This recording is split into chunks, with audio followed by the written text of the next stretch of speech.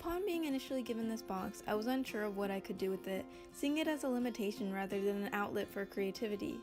However, I eventually realized that I could morph it into a physical box, one that could contain items that meant the most to me and best represented who I was.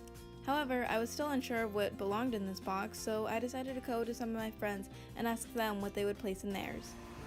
Hi, I'm Cole, and what I definitely put in this box is this Torah.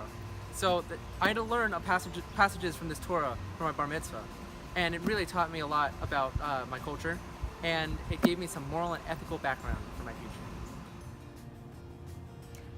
If I had a box, I would put all these Chinese jewelry in my box because these were given to me by my grandparents when I went to China 10 years ago, and even though they're so far away, these help me stay close to them and also are reminders of how I need to do well in the future so I can make them proud.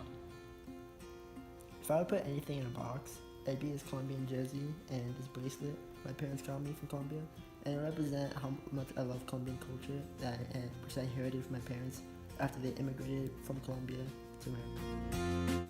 Despite their vast differences, all these responses contained a common thread: a love for their culture.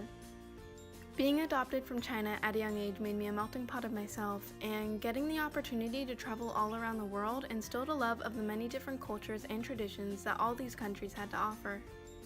This has guided my interest towards global studies and mainly public health, and with this newfound insight, I knew exactly what to put in my box.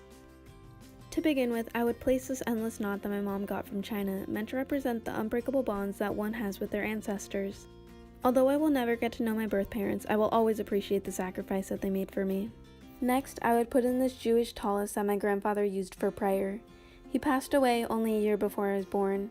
It is typical in Jewish culture to name your loved ones after those who have passed away in your family, and so I was named after him as means to commemorate him. Lastly, I would insert this delicate piece of Hungarian embroidery made by my great-grandmother, given to my grandmother who gave it to me as means of appreciating her culture that she grew up with.